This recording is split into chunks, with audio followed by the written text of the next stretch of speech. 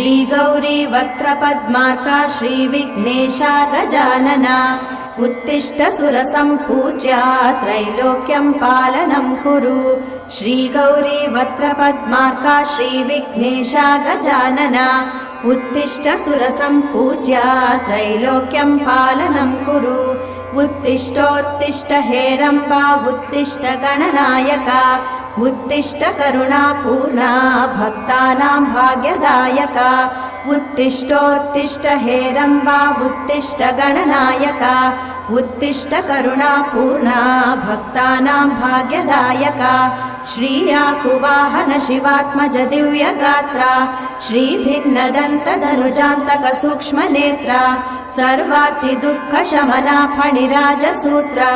देवा गणेश्वर विभो तव सुप्रभातम्।